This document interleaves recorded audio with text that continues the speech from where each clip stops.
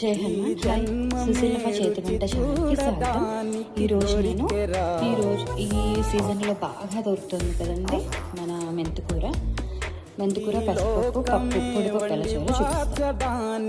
దీనికి కావాల్సిన పదార్థాలు ఒక పెద్ద కట్ట మెంతికూర, ఒక 100 గ్రామ్స్, ఒక 100 గ్రాముల పసుపు, ఆవాలు, జీలకర్ర, మనకు రుచికి సరిపడా ఉప్పు, కొంచెం ఎక్కువ వెల్లుల్లిపాయలు పడతాయండి మెంతికూరలో, ఒక 4-5 ఎండుమిర్చి, పసుపు. ఇద్దరు గింజలు దేంట్లో కొంచెం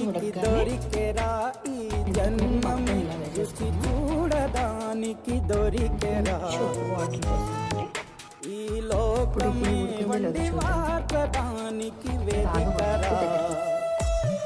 ఆల్మోస్ట్ ఉడికిపోయిందండి. ఇప్పుడు మనం ఇంట్లో పోపు కొంచెం 2 స్పూన్లు నూనె వేసి ఆవాలు, జీలకర్ర, వెల్లుల్లిపాయలు. ఆవాలు టక్టక్లాడాక వెల్లుల్లిపాయలు దంచి వేయండి, చాలా మంచి స్మెల్ వస్తుంది. ఇప్పుడు ఇందులో ఎండుమిర్చి కూడా వాటికి వేయించండి. కొంచెం కరివేపాకు కూడా వేసి పోపు వేయిపోయిందండి. దీంట్లో మనం ముందుగా ఉడకపెట్టుకున్న పెసరపప్పు, మెంతికూర ఆకు వేసేసి మూత పెట్టి పైకి పెట్టేసి మూత పెట్టాలి. పెసరపప్పు, మెంతాకు, పొడికూర రెడీ. టేస్ట్ చేసి ఎలా ఉందో చెప్పండి. నచ్చితే సబ్స్క్రైబ్ చేసుకోండి. Bye bye.